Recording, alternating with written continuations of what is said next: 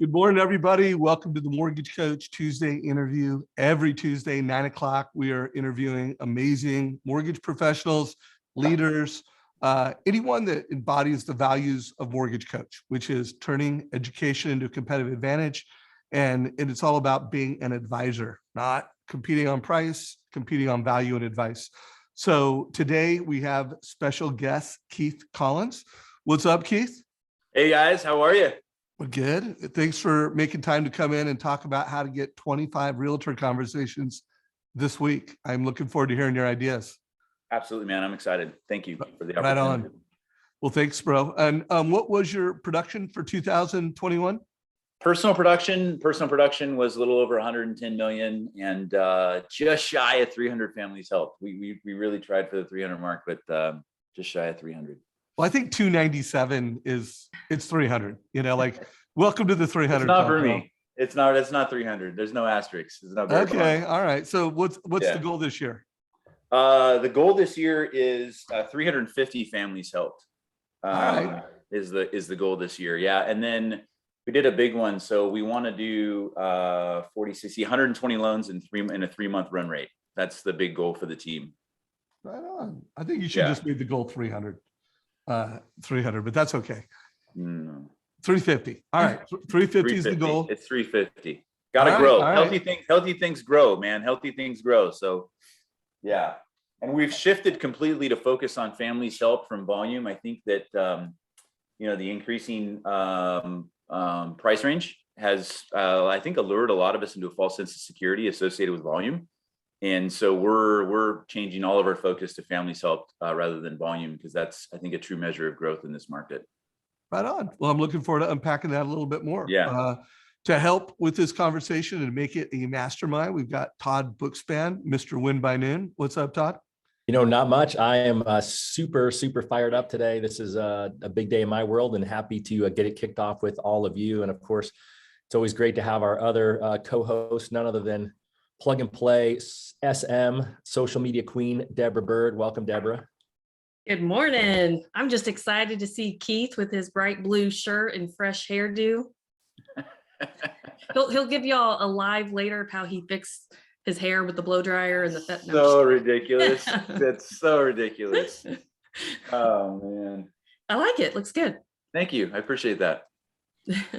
So at some point here, we're going to be joined by Denise Donoghue, the mortgage nerd. So we'll get her in here in a few minutes, and when we do, I'll introduce her and she'll join the conversation. So Keith, let's get right after it.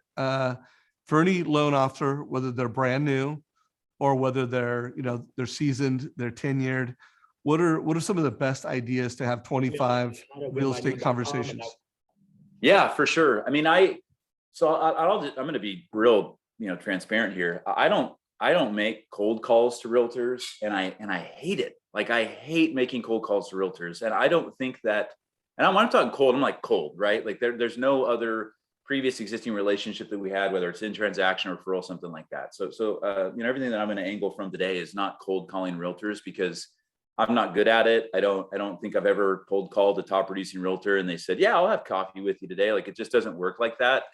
I've not had that success.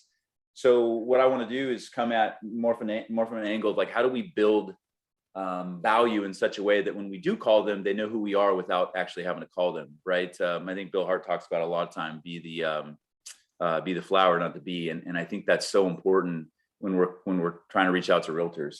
I think the other thing is just kind of a bigger concept. And I'm going to expand on what Dan Keller commented today on what you need to do when you call. I think about this a lot when we're calling realtors, right? Like, everybody's got caller ID on their cell phone. And that caller ID is really important, because I know I get calls sometimes and I'm like, oh, I don't want to answer this one. I don't have the time. I'm stepping into a meeting. Like, literally people will call and be like, hey, I only have 5 minutes. And I'm doing that because I know that, there's no value to the call. I have to speak to them. So I think it's really important that, like, if you don't have value to bring in that call, do not make that call. Because if you're just calling to check in and say hi, like, they're busy, they're doing things, then you do not want to be in a place where they're just sending it straight to voicemail. We want to add so much value in those calls that when they see they say, oh, Keith Collins is calling, like they're actually trying to say, hey, I got to step out and take this call, or or they're making an intentional, motion to grab their phone and answer it and have a conversation because they know that you're going to bring value. That's the space that I think that we need to come from. And Dan hit that, I think, really well, and just in the comments about this talk today, which was, 4 or 5 things that you should be sharing on those calls. So I think that's massively, massively important. And then the other thing I would say too, and this is just a little bit different, maybe from a branding standpoint, like those company emails that maybe your company, like, don't do them. When we send emails to people, when we send a text message, when we send a video text, when we make a phone call to a realtor that we're trying to solicit for business, it's got to bring value. And I know a lot of the bigger corporations have, these, Monday emails or things that go out, and all of the loan officers, I've had realtors actually forward me, like, looks like your company just sent out emails, from 5 or 6 loan officers. So they're just going to delete you and spam you. So when we send information out, it's got to be full of value. Thoughts on that, guys? Well, I want to make sure, like, when you say value, I get the feeling you meant personalization. They need to feel that this is a message from you, not generic content that's being auto sent out. And I am hearing more and more, both from realtors that we've had on this call, that, everybody's got CRMs now, everybody's got automated messaging. And while some of it works, it stays top of mind, much of it is noise, and personalization matters most. Is that fair enough? 100%.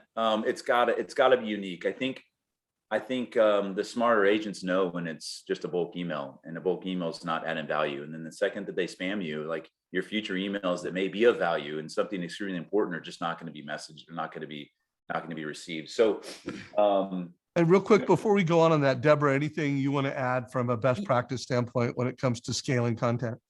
Yeah, so I wanted to add real quick these stats from the book Marketing Rebellion.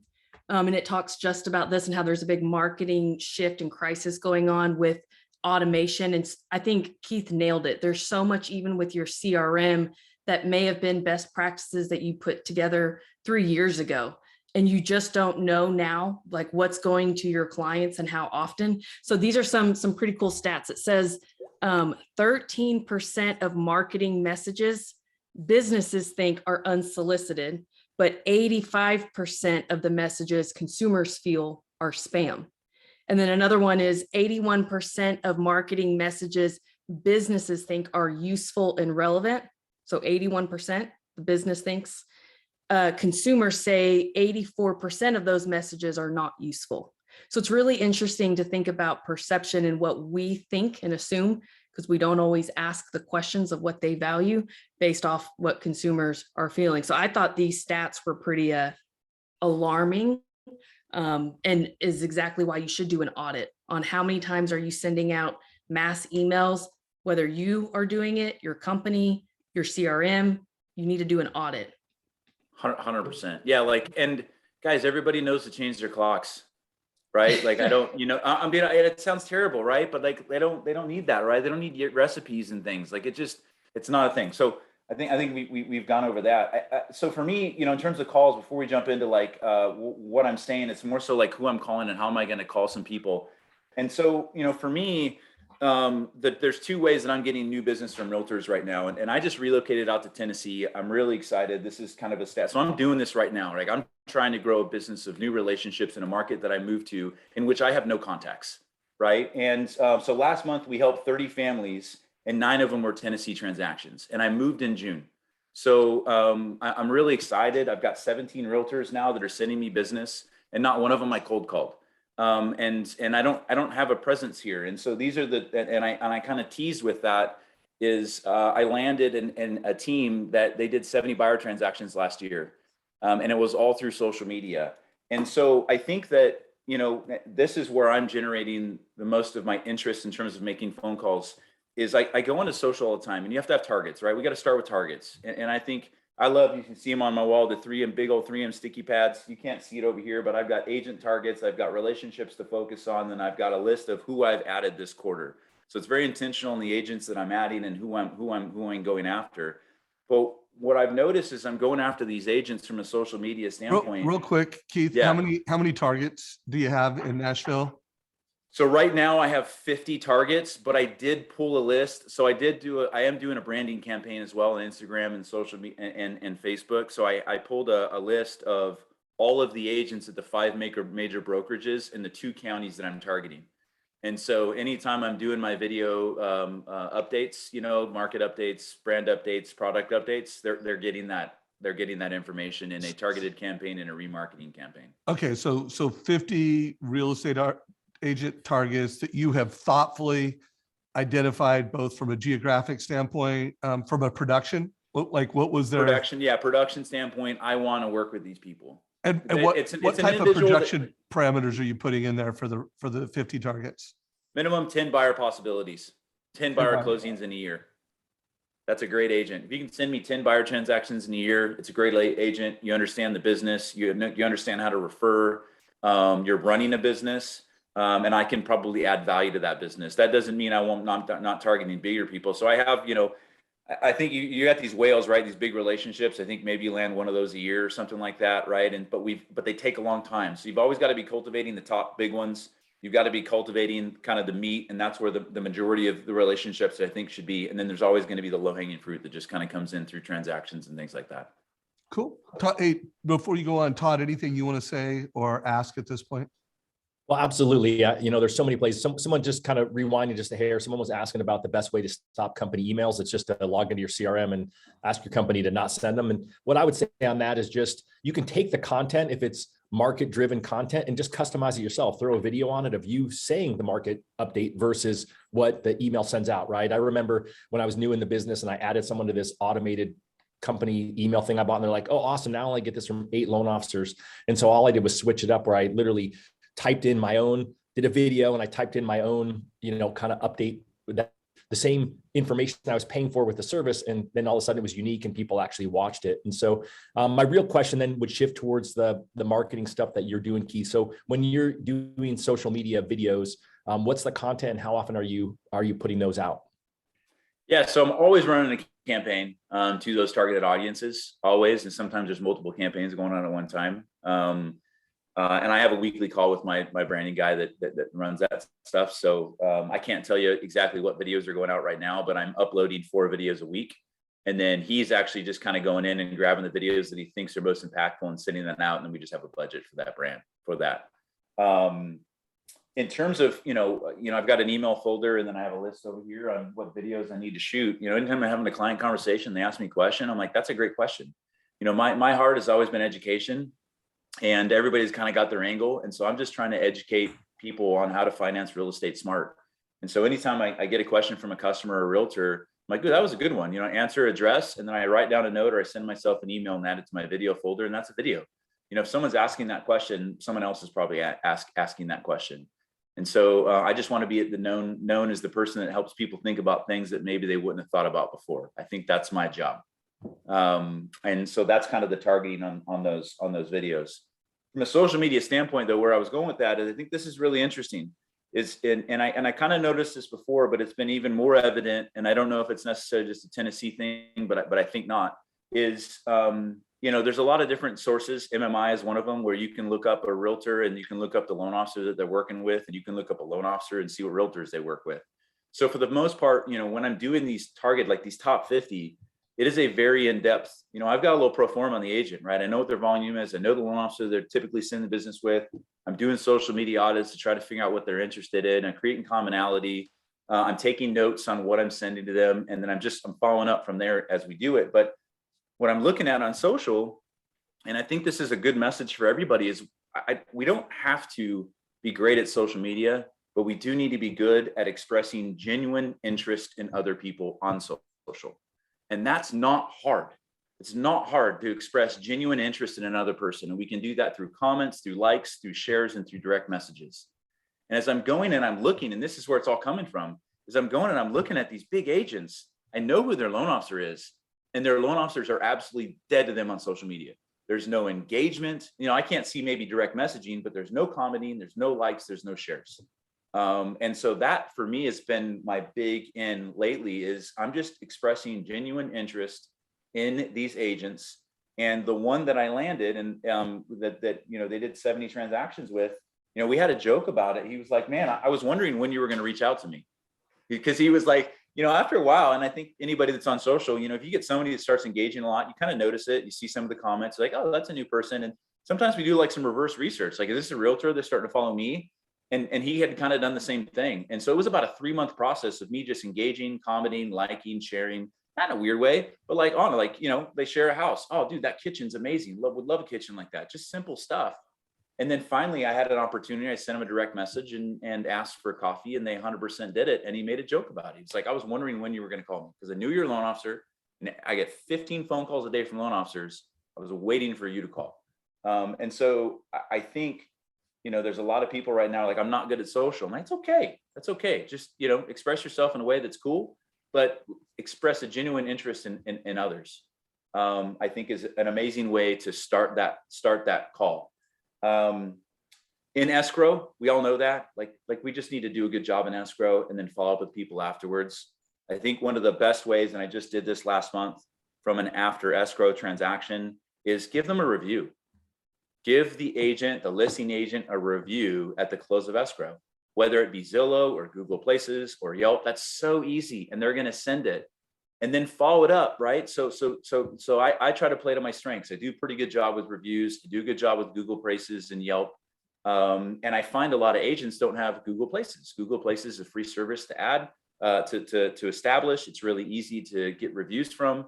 And I find most agents don't have it. And so when I'm giving that review, I'm looking for that opportunity. And if I give them a review on Zillow or Yelp and I realize I don't have Google Places, I actually have a step-by-step process to like a PDF to set up a Google Places account, and I email it to them. And then that's one of my calls that I'm going to make. So when I'm making these 25 calls, right, this is an intentional phone call about something specific that I'm following up on, right? I'm saying, hey, I gave you a review on Yelp, but I also noticed you didn't have Google Places. Do you know anything about that? Are you interested in me helping you set up a free service to generate more reviews, right? Like, those are the types of things I think that we need to do when we're making those phone calls. And again, it's finding those opportunities. So let me just point something out real quick. Can I interrupt for 1 sec, Keith? Yeah, go.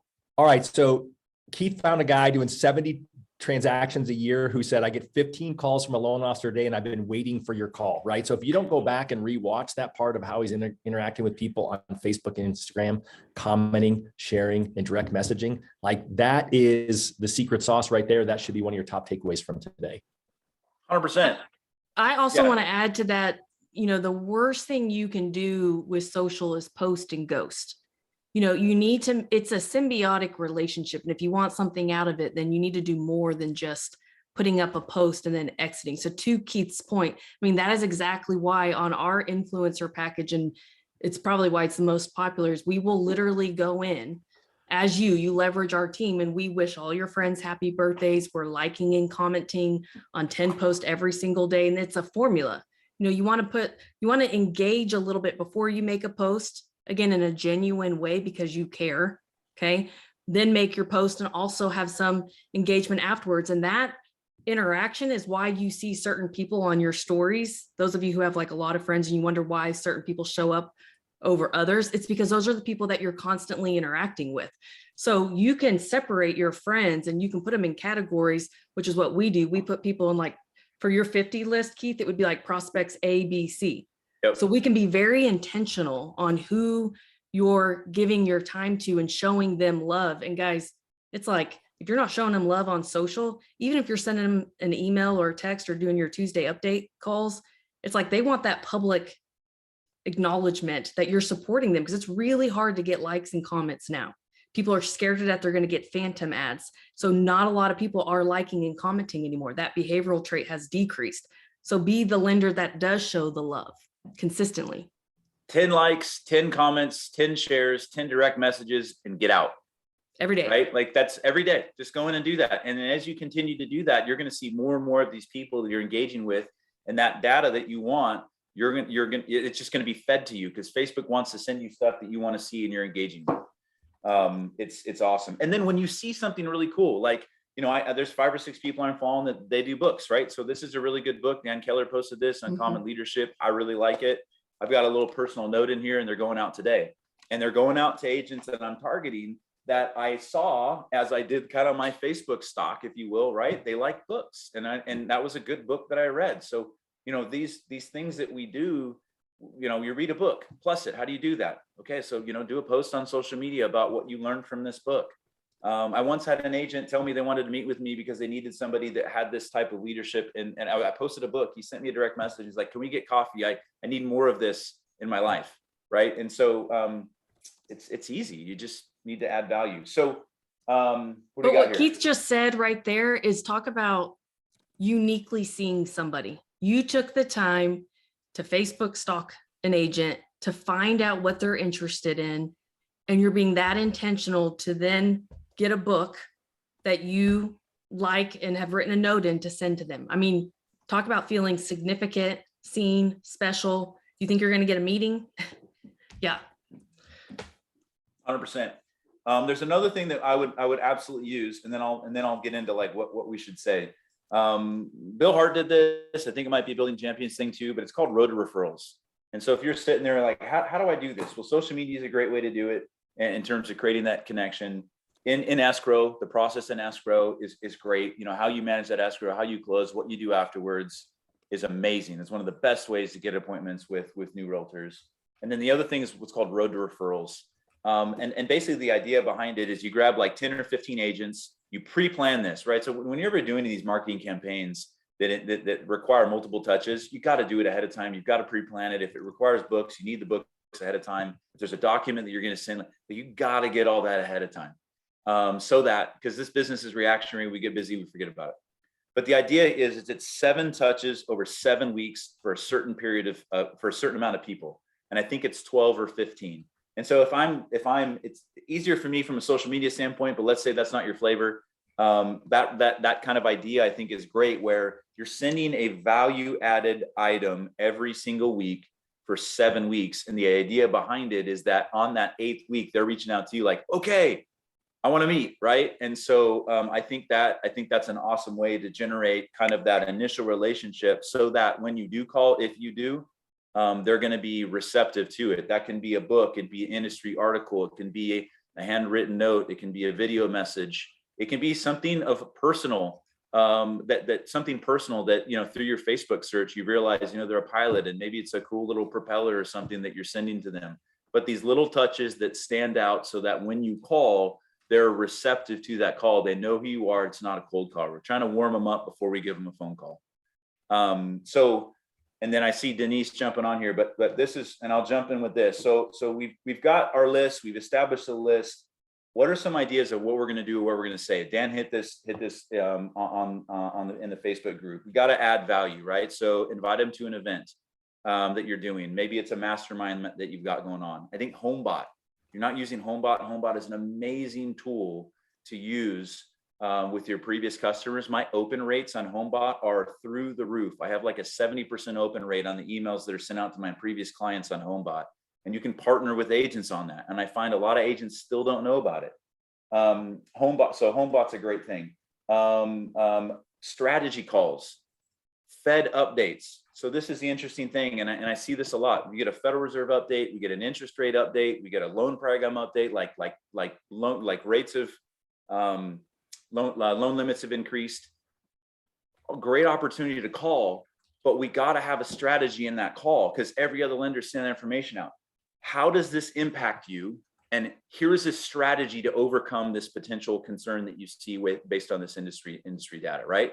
And that's how you approach those updates, so that when you do call, they see that caller ID and they answer it. It's like, oh, I've seen 19 loan officers post about the loan limit increase, but I know Keith's calling today to tell me how it's going to impact my business and give me 3 strategies to figure it out, right? That's the way that you have to, I think, get that messaging out about, kind of that industry stuff.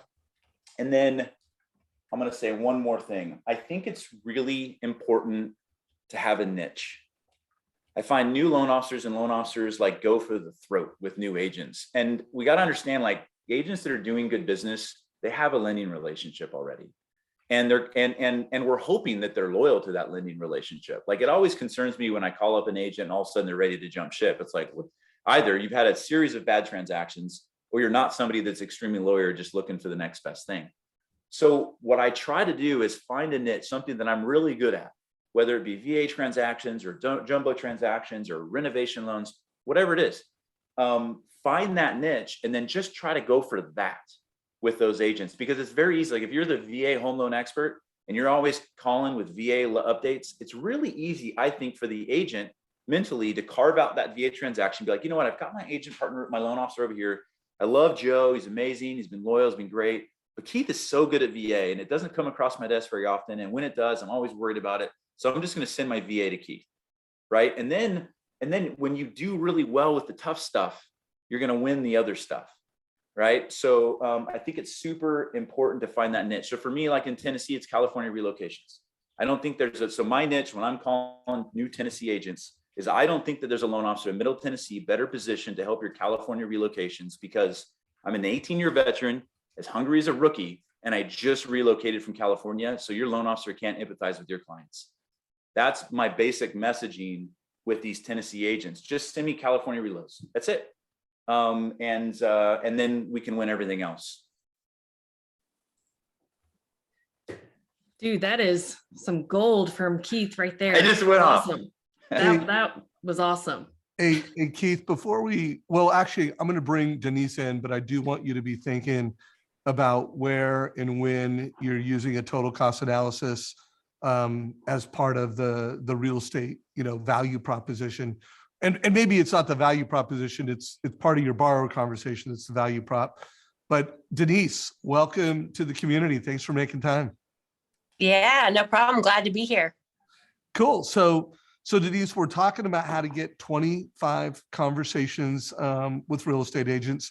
I don't want to oversimplify what Keith went through, but needless to say, it was, and he kind of told a story around, hey, while I was in California, I recently moved to Nashville, and he kind of shared how he's getting after it. And he closed 9 loans last month in the Nashville, Tennessee market. So he's had success in a relatively short period of time. He is targeting 50 agents. His criteria was agents that do 10 or more buy-side transactions within a year. And then he's targeting them through a combination of all channels. He's targeting them on social. He's adding value on social. He made mention to the fact that every single day he's going in and liking 10 times, commenting 10 times, sharing 10 times. So he's engaging with their content. He's creating content. He's messaging. There's more to it than that, but those are some of his tactics and strategies. I would love it when I ask you this question. You don't have to tailor it to new loan officers, but I do want to make sure we unpack ideas because, well, first of all, what kind of business did you do last year? Just so what everyone has context. I helped 722 families. Boom, for a little over 200 million. 220. 220. Boom. By the way, congratulations. New record. What'd you do last year? I did 194 for 604 families. Well, given that the market did not increase in volume and you still scaled, congratulations. Thank you. Thank you. Everything that Keith said is so spot on. And I'm a firm believer in it's really about consistency. And I posted a quote on my Instagram and now I can't remember it, but it's something like the most successful people are consistent where other people are just occasional. And so, everything to what Keith's saying, I am also a big believer in the multi-channel. We can get down to it even more, but you have to have a multi-channel approach. It can't just be Facebook messaging or Instagramming or email or text messaging. And I think that is ultimately the hardest part. Is it's kind of like you're juggling and you have to juggle 5 different things, which is why you have to be laser specific. You have to have the people, I call them, whoever you're targeting, you have to have your hit list and map it out. For me, I'm a visual person. I just old school have an Excel spreadsheet and I print it out. And then I check mark, every day or every week in the month to make sure that I'm hitting them on those channels. So I love everything that Keith was saying. I mean, it's so It's so spot on. I like the whole, we have so many people in DFW that are moving from the West Coast. I mean, on our application, we have a question that says essentially, what's their why? Why are you moving? Why now? And I, I mean, I should actually go through and look at it with how many people from California are relocating. So I love that little niche idea because it's so true. You get in with the hard stuff and then they get into your system and you show them how great you are, but then how consistent you are. And you can just reel them into all the other stuff too. Love that. Well, why don't you give us a real high level on what is your new realtor, how you target when you target new agents, and what are you doing to, have a bunch of conversations with agents? Just give us a high level on that. So it's very similar to what Keith said. I have them in a specific list on Facebook so that I'm making sure every day I'm going in, liking, commenting, whether it's about business stuff or if Susie just scored a goal, that I'm constantly engaging with them on social media. And then this is going to sound crazy, but my open rate. So every Friday, I've spoken a little bit about this. Every Friday, I've gone back to sending a direct email to my real estate agents. And I know you probably think email doesn't sound very innovative, but I found that when I also have my private Facebook group for my people, I can see how many people of my realtor network are seeing that post.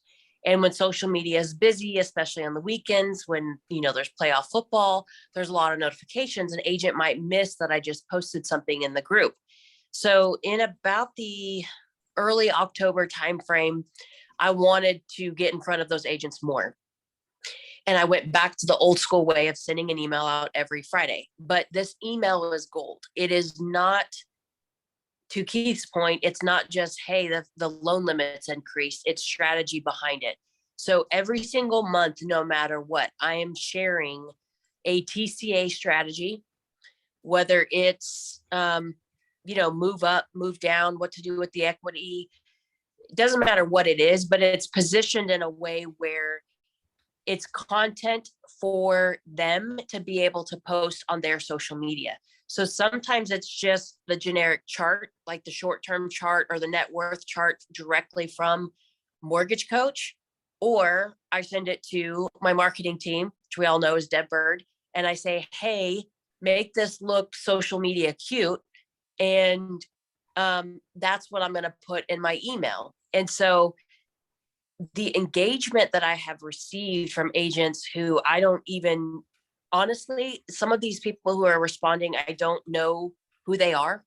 They're listing agents from deals that we've put into our system, and they are seeing this kind of stuff and being able to help them spread financial strategy on their own social media is what I get the most engagement on, because there'll be other things that I'll do, like how to write underwriting friendly repair amendments, or here are the top 25 video content ideas directly from Tom Ferry himself that you should start doing as well. So it's literally, oh, there you guys go. It's literally, I don't do a TCA type strategy or finance strategy every Friday. I try to mix it up with something that's beneficial to their own business.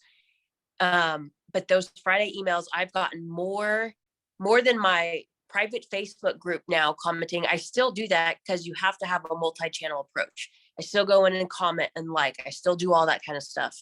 But now that I've started putting in their inbox a social media graphic that they can use that spreads whether how the market is, or if rates go up, this is what happens to your purchasing power. This is what that decision cost you over 10 years. I mean, Deborah knows because I have her as a real estate agent so she can see it. But the last Friday I sent out a graphic, and it was 4 different graphics, and it was basically the cost of waiting, showing the appreciation rates in DFW and the interest rate increase. And what I did is I did a 250,000, 350, 450, and 550. It's the same graphic, obviously, with the data from Mortgage Coach. And I said, hey, real estate agents, use this. Pick one that's in your price point, because I have agents that are from Corsicana and some that are in Frisco. So the Corsicana are 250. But they were like, this is pure gold. So it's not anything super mind blowing. It's like, hey, I'm helping you create social media content, which is the stuff that I get from social, plug and play SM. And I've just started leveraging that and I even include an example caption because for whatever reason, realtors don't know what to use for a caption. And so I've just positioned myself to be valuable, and they'll send me a deal because they almost feel, over time, when you do that enough and you offer enough value, they feel like they should throw you a bone. And if I can show them how I work from start to finish with my updates from the pre-qual stage, with how I present loan options. I just posted on my Facebook story, a client said, man, where was this perfect presentation when I bought my first home? So of course I screenshot it and I post it. It's just a TCA with the video, of course, showing them here are the 4 different rate options I think that you should look at. And here's your rate of return over 10 years. And they were blown away. But it's showing agents that maybe don't work with us how we go about that really just hooks them, and they start to taste a piece of the cookie that we have to offer. I love what you're doing. I love how you're doing a TCA strategy. Keith, any questions you have after hearing what Denise is doing, or any thoughts around that?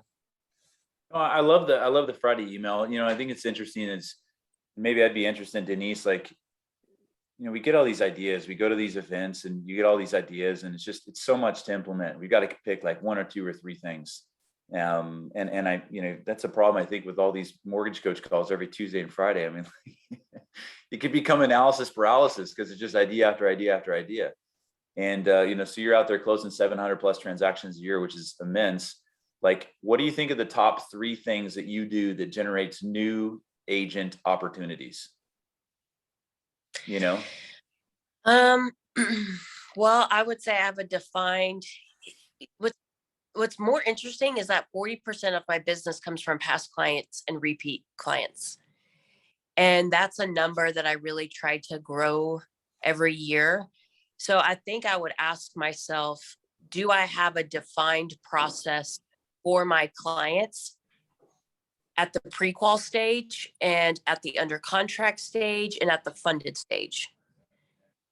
And then I would ask myself, do I have my database identified in, our A team, B team, C team?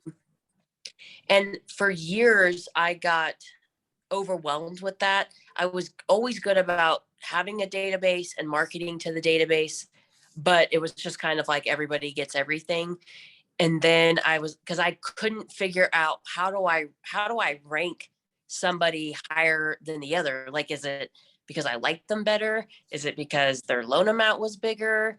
Is it because they're super popular and have 10 siblings? Like, how do you actually go about that? And so for me, I dismissed it for a while because I couldn't come up with that answer. And now I finally have said, okay, anybody that does another loan with us, so they're repeat clients or they refer a client to us, they're going to automatically be put in a different position than any of our other clients. And that just means that they go in a targeted list on social media where we pay closer attention to them. It also means I spend more money on them. So if there's a death in the family, we send them flowers. If they have a baby, we send them a onesie that says future nerd with a piggy bank that says saving up for their first home. And it has their kid's name on it because it's personal. It's not, so we pay attention to them. And then really the same process for your real estate agents is you just finished last year. So one of the first exercises I did is I downloaded my report and I looked at how many leads did I get from each agent, and then how many closed loans did I get from each agent, because the leads are deceiving. If you're getting a bunch of crap leads or low credit scores, ones that are costing you money, you need to know that in your findings. So I'm constantly dissecting how many leads did we get, where did they come from, and then where did we close, and then on that, I will decipher who my A, B, and C players are on my realtor database, and then who I'm going to go after. And I treat them the same way.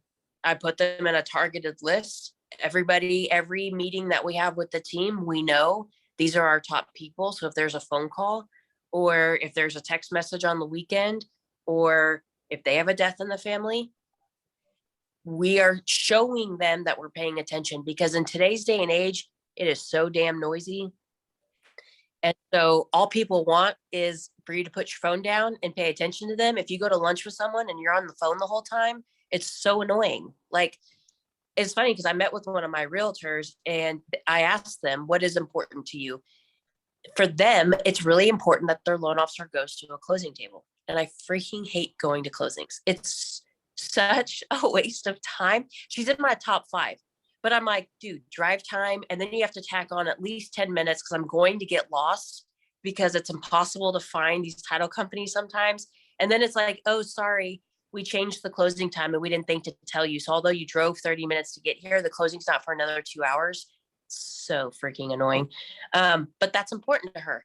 And so I'm like, okay, why is that important? Because it's interesting. Every time I've gone to a, she's on her phone.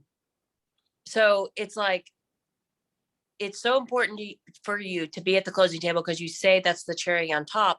But meanwhile, when I look across the table, you're just constantly on the phone, texting or emailing. You're not even present during that celebration.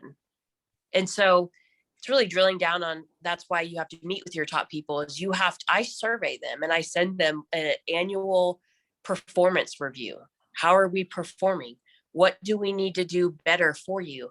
How is our pre-qual process? How's the data that we're supplying to you with the pre-quals or the pre-approvals? How's that format? Does it work for you? All that kind of stuff. You have to, I genuinely want the feedback, because if you don't know what's important to them, then you don't know if you're delivering for them. And I always ask them, what do we need to do better? And what do we need to do to help you succeed in 2022? Because it's a fast and furious market. It's going to be that way again.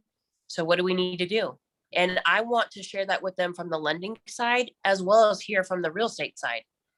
And so that would be my feedback, is maintain a database, but then dissect your database and really find out your A players versus your B players and C players, so that you can get laser focused on how you treat them and where you should spend your time and money. Do the same thing with your realtor partner database. Where are you getting your business from? Who's trying? Who has the potential to do better? And then the third thing is, I sat down at the beginning of the year and mapped out my event calendar.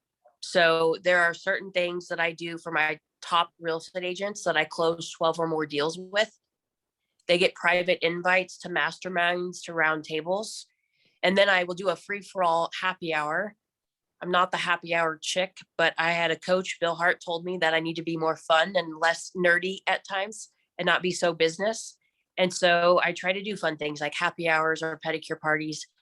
But I put it on a calendar from January to December. I have it mapped out so I know, okay, Thursday is St. Patrick's Day. We're going to do an event where you can come drink green beer. It's already on the calendar. When by noon. Yep. Thanks, Deb. And that way the team knows, I know I can schedule my personal vacations around it. A month before, I put an appointment on my calendar that says, make sure you get your shit for the St. Patty's Day event. But that way I know I'm in front of them enough doing fun things, doing business-minded things, and then, doing all your multi-channel, because being face-to-face is a thing. It is a channel, if you will. So client database, realtor database, events. Can I add one thing to that I think, just from personally observing and spending time in Denise's office, I don't think you can put a price tag or a value stamp on the fact that they have completely, they nail the client experience and agent experience on every loan that they do. And she spends a lot of time and money on training her teammates to look for those opportunities where every agent on a deal, like I remember sitting in her lobby and there was an agent that called to send a lead. They had never worked with the agent before because they looked him up in the CRM, and they were like, would you like to meet with Denise? And they're like, oh no, we don't need to meet with her. We know she's good, because it was a combination of the listing agents who are on the other side of every deal you do is an opportunity to wow them. So going back to wowing, the whole, the original business name that Dave came up with, that's the best marketing strategy with the highest ROI, bar none. And so part of my frustration sometimes when I'm talking about marketing is you can get a lot of people to the door, but if your manufacturing process isn't legit and they have a bad experience, well, they're probably going to tell somebody. But when you wow a listing agent, and then Denise's team, they look up the production and they will mail these, very branded custom packages to the listing agent, and they're courting. So guys, it's no different than dating. You want them to swipe right or left, whatever direction that is. But I would say, Keith, that was one thing that I noticed just from observing her team is she got a lot of business, even if it's just onesie twosie deals, of the consistency and combination of her weekly emails that she does, her social media posting, which she does no ads. She pays for none of her business. Everything is organic. And then also just actually having a phenomenal client experience that creates raving fans in the community. Yeah, I think it's just so important. I mean, look, guys, we're in an experience economy. I mean, that's what it is. And I think that's one thing a lot of loan officers could focus on is we get this lead, we lock the rate, and like, okay, we got to go find the next one. Like the most critical thing that you have right now is creating an experience in which they're going to talk about you on social media. And that's got to be like a wow. That's not like, hey, we closed on time and you did status updates for us. But you got to wow them. Surprise and delight all your customers and your realtors. And if you do that, there's not a lot else that you'll have to do. And I see a lot of loan officers not focusing on that client experience. I think it's really important. I think the other thing that is really cool about what I hear you say there is, I talk with a lot of loan officers and I see there's a difference, right? There's a gap between those that are doing, 50, 60 million plus and those that are doing, 10, 15, 20. And I think the big thing comes down to running a business. We are running a business. And if you really break down the commission that we make from, if you're closing 50, 60 million dollars, what we can actually make in this industry, and you compare that to other industries that make a similar income, we are running a significant business. And I think that's the big disparity that I see between loan officers who are and those that aren't, is they're not running a business. They don't know their numbers. They're not focusing on leadership and leading their teams. They're not investing in their business, investing in their teams. And this is big. They run from the crucial conversations. Right? We've got to have, I love that you engage your agent on that and really like dug deeper. What's that next question, right? When a client has that objection, like, are we reeling back or do we have information because we're prepared? And having those crucial conversations, asking that next question is really a difference maker. And that comes with confidence because you're investing in yourself to become more confident and you know that your process is dialed. And so I think those are huge. Well, and both of y'all mentioned coaching. And so I think, even for Denise to get to where she's at today, for some of the newer loan officers on this call, or even if you've been doing this for a while. I mean, I know, Todd, is it today that when does your 12-week coaching program launch? Is it today? Today is the big day, noon Pacific time. And so here you go. If you go to wbnoperating.com, like take action right now. You're hearing from Keith and Denise. The only way that they got here was through accountability and having a framework and organization to make sure that all these things that we're talking about with scripting and social media and that it gets done. So it's not too late to sign up, is it, Todd? It is not too late. There's still a few spots left, so head on over. Anyways, I just wanted to highlight that. So go ahead, Denise. I think that's the hard part. I was actually having a conversation about this even with a real estate agent is, it's like at one point you're the Tony Romo. We're gonna talk about my Cowboys, even though they lost. Oh Lord. But it's you're the quarterback of the team, you're the producer. And it's like at some point you move from being the Tony Romo to the coach. And that change isn't very well defined. It's not like, okay, you make this announcement that Tony's retiring and now he's, going to be the best sports broadcaster in the NFL. No, I'm just kidding.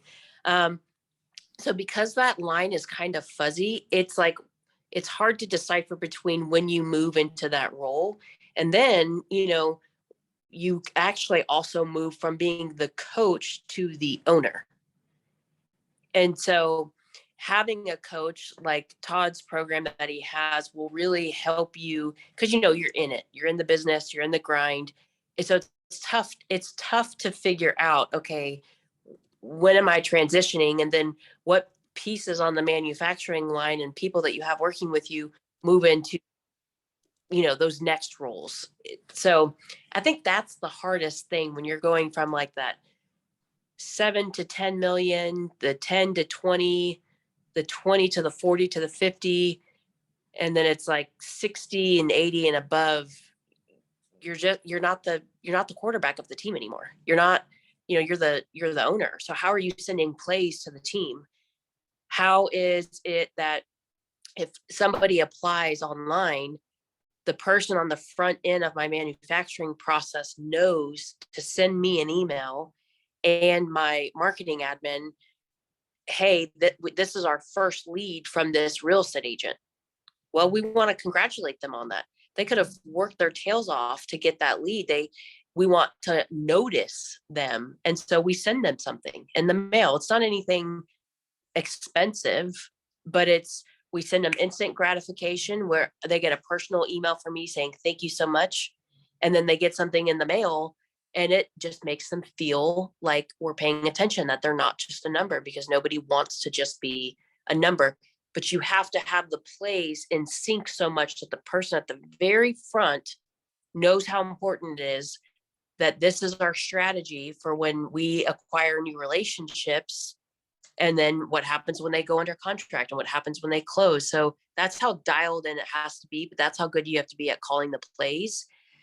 You have to make sure that your players know what the strategies are, so that when you're waving them those signals, they know they also are bought in the strategy, that they know how important it is. So this has been such an incredible call. Multiple people have said, hey, is this recorded? Thank you, Deborah, for putting that in there. But remember, everybody, these calls are in our YouTube channel. And if you are not subscribed to the YouTube channel, subscribe today. That way you'll get an alert every time something goes in there. Hey, Denise, would you be willing to share one of your weekly emails to realtors, just so we can see how you're framing I'd love to see how you're framing a TCA strategy. I know every Tuesday we do, TCA Tuesday, but it sounds like when it comes to realtors, you're doing TCA Fridays. And then I think you also said, hey, you're mixing it up. It's not always a financial strategy. You're mixing it up, which I totally agree with. Before we run out of time, we've got about 8 minutes left. Last week, we had Jeremy Forcier on the call, and I was asking him, what does he think is the most valuable TCA in the marketplace today? And he actually called it, he's got a new one. It's called Where We Were, Where We Are, and Where We're Going. And everybody, I put a link, whether you're watching this in our Facebook group or you're watching it in Zoom, there's a link to his TCA. Alfonso, who is also on the call, his favorite TCA right now is What If Rates Keep Climbing for realtors. Now, both of them said, hey, not only are we doing these particular ones with all our realtors right now, but we're also making it part of our pre-qual process with every purchase. So even before we do the specific rates for them, they're like, every single buyer, we're doing this thing. What is your favorite TCA right now? Oh, 100%. Exactly what Jeremy Forcier is doing is, here's where we are now. Here's where we could be in the middle of the year, and here's where we could be by the end of the year, and showing them basically with the expectation of rates going up, how much more that house will cost them, or how much less in purchasing power they'll have because of that. So, I mean, almost every single client we talk to, that's what they're getting. And even especially people who are going new construction, it's going to take 6-9 months to build. Like, you have to show them that, because if you just show them where we are now, I mean, they'll be upset and they'll feel like you bait and switched them because you didn't have that upfront conversation at the start. So you've got to, that is with every client. That's almost every week I'm showing on my social media the cost of waiting, essentially, and appreciation and interest rates. and also with the emails that I'm sending to my real estate agents, but every week I'm talking about on my social media where the market is now, where it's going. It just might be in the form of the actual TCA chart, or it might be in a cuter graphic that's done from a social media standpoint from Deborah's company, because I switch it up. Sometimes it's a live and I'm showing them my screen because I want them to see it's super authentic in real time. Guys, here's legit. This is what we showed them 6 months ago when they started the process, and here's where we're at now. Like, I like doing the in the moment live things. So it's all different ways, but you're going to see it constantly. Love that. Keith, what's your favorite TCA in today's market? Yeah, when you sent me Jeremy's where they are, where they were, where they are, and where they're going, I thought that was awesome, and I'm gonna replicate that. But where I'm kind of compounding on that is when I was saying, hey, you got to call these, like, if there's a rate, like, so Fannie Mae came out and said we're jacking up interest rates on second homes, right? And every lender in the industry did a Facebook post or sent a message, rates are going up on second homes. Like, doing a TCA and explaining to them, this is like guiding them in that process. Nobody, that's how we stand out in a crowd. And so doing the TCA and showing them where they are, where they were, where they are, and where they're going, I think is how we stand out with giving that information. But then also showing it in such a way that, like, I don't necessarily know if it's the rates are going up for sure, but having that spin, if you will, if you believe in the market, that I don't necessarily know if where interest rates are going is going to depreciate the market that we're at, because we have a huge lack of supply. So, I did a TCA recently with a customer I thought was huge. He's buying a $1.7 million home and he's building it, and he was at 3 and now he's at like 4 on a jumbo because it's putting 10% down, and it's like $700 more per month. When we broke it out over a 10-year period of time, it was like $95,000. And I just asked him, is this house going to go up $95,000 the next 10 years here in Middle Tennessee, in Franklin, like one of the hottest markets in the country? He's like, absolutely. And so, but being able to have that conversation with them, I think is the difference in where we educate. So that's, I think those types of TCAs I'm using right now is just explaining the increase in interest rate, because there's concern. Everybody hears it, right? Like, rates are going up. Oh my gosh, what are we going to do? I'm not going to be able to buy or afford a home. And when you actually show them where they're going, I don't know if it's like, rates are important, but is it really, like, are you going to stop buying a house because your payment just went up $162 on a $500,000 house? I don't know if that's the difference maker. So if I could get both of you to, go ahead, Denise. I was just going to say, I feel like, especially mortgage advisors, TA black belts, like, we're having those conversations. We know how, but I don't think enough of us are sharing that. I'm not saying you in general, Keith, but that's such a powerful message. Are you showcasing that to real estate agents? Are you sharing that same client example with realtors so that they can see inside how different your conversations are? Because the way you explain that, it's like, is your house going to appreciate $95,000 and you're in the best part of Tennessee? Of course, you're helping that agent get a sale because you're an advisor. So I love that. And I just think advisors need to do a better job showcasing that to real estate agents too. Absolutely, guys. And if you're watching this, that is what's going to differentiate you. Everybody closes loans on time. Everybody has competitive interest rates. And how do you differentiate? By the value of your advice. You help people build wealth with real estate. You help give them clarity. If they're worried about an appraisal gap, you're helping give clarity and transparency around that. So make sure you're doing the TCA every Tuesday. Someone had asked, who does your media? It is, Deborah Byrd, Plug and Play SM, does the social media for the Mortgage Nerd. So guys, we got to go into wrap up. Denise, if you could forward that to me sometime today, anyone listening to this will be in our YouTube channel within an hour.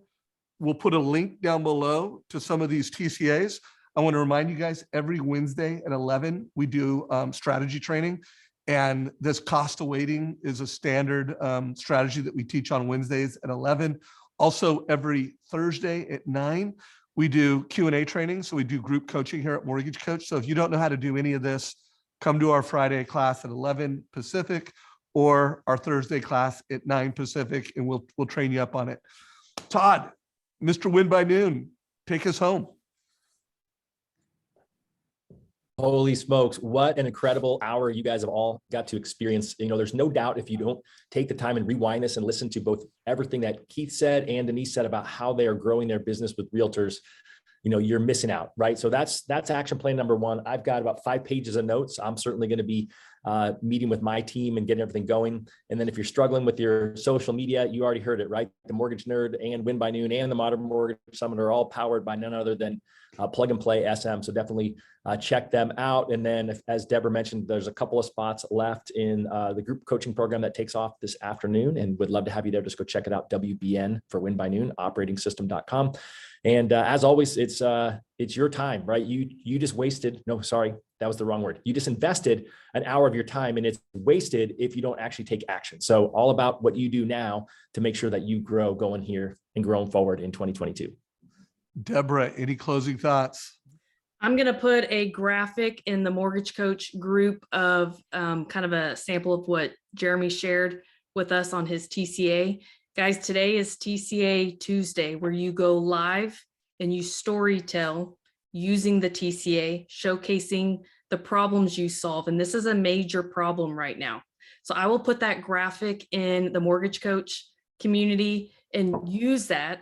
You could leverage it as a talking point for when you do go live today. So take action, make it happen, go live, showcase the problems you solve. Deb or Denise, any closing thoughts from you? No, just consistency, consistency, consistency. Have a defined process and follow it. Don't dabble. Don't give up after 6 weeks. I eat a salad for a week and expect to have a 6-pack. Doesn't work like that. So I try to tell myself the same thing. But don't look up, stay focused, follow your Win by Noon planner. And by the end of the year, you'll be surprised. Keith, any closing thoughts? Yeah, healthy things grow. I think I've had conversations with originators this year where they're like, I just want to do what I did last year. I'm like, bad strategy. Healthy things grow. And that's just a great indicator of everything. Your business is growing, it's healthy. It's not growing, potentially it's not. And I think, these types of calls like this are just so valuable to be able to find information and get a little tune up and a check in and see kind of where we can go create a vibrant and remarkable business so that it's always growing. So guys, you came here with a promise to get some ideas to talk to 25 agents. Remember, a lot of that comes from the confidence that you have in calling those folks. How do you show up? What's your vibe? Do you feel like you bring something that's different and valuable? And some of that you can't fake. Just closing a loan and being able to fund a loan is not going to help you stand out energetically. Being an advisor, helping families go beyond the transaction will give you that energy. But just remember, get clear on your targets, make sure you're multi-channel following up with these people, make sure you never give up, and you're good to go. Anyways, hope you got value from today's call. This is a wrap. Be sure to subscribe to our YouTube channel. Give us a like, share this, help us with the algorithms out there, and have a great day. Take care, y'all. See you, everyone.